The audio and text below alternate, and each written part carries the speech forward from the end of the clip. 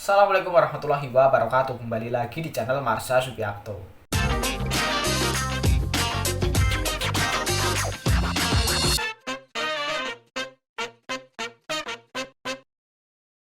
Pada kesempatan kali ini kita akan kembali membahas informasi menarik. Kali ini tentunya kembali terkait dengan seleksi P3K atau pegawai pemerintah dengan perjanjian kerja. Dan tentunya kembali berkaitan dengan P3K tenaga kesehatan.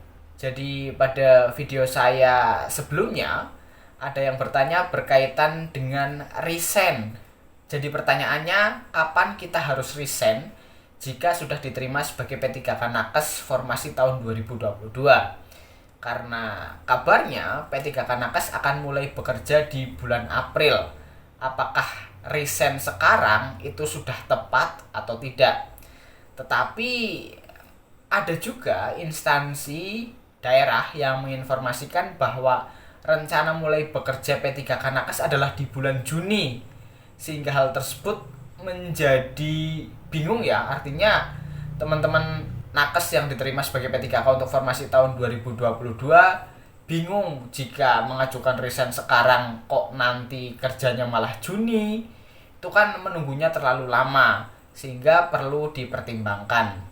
Jadi kalau menurut saya, waktu yang tepat untuk teman-teman mengajukan resign adalah jika sudah ada informasi pasti dari BKN ataupun pemerintah terkait dengan waktu mulai kerja teman-teman ya.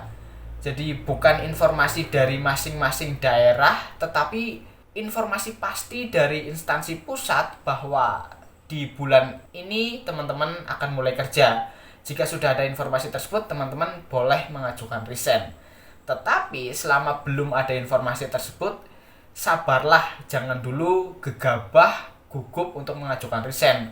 Nanti malah bisa menyesal kemudian.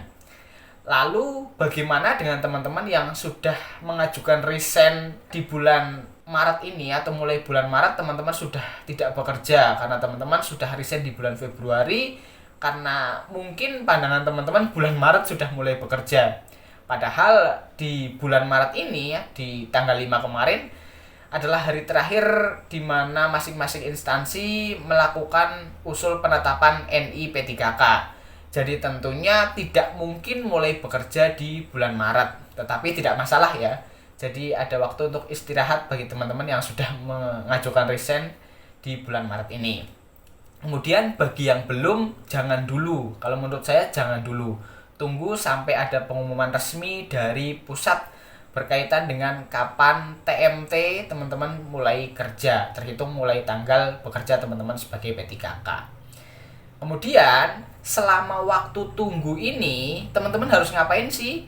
Alangkah baiknya teman-teman bisa tanyakan ke pihak BKD, BKPSDM atau BKPP tempat atau instansi yang teman-teman lamar. Jadi tanyakan sebenarnya kapan sih pastinya P3K Nakes mulai bekerja. Kemudian jika sudah ada jawaban, jangan langsung mengajukan resign. Teman-teman juga bisa tanyakan ke pihak Orbek ya, atau organisasi dan kepegawaian atau UP, urusan pegawai tempat teman-teman bekerja. Tanyakan bagaimana proses resign, apakah bisa dilakukan secara mendadak atau tidak. Dan harapannya semoga resign bisa dilakukan secara mendadak, karena jika bisa maka teman-teman bisa lebih tenang ya. Artinya nggak apa-apa lah resign di akhir, toh juga tidak ada masalah. Tetapi jika ada instansi yang harus atau mempersyaratkan resign itu minimal 1 bulan, minimal 1 minggu, teman-teman harus bisa mempertimbangkan waktu yang tepat untuk resign tersebut.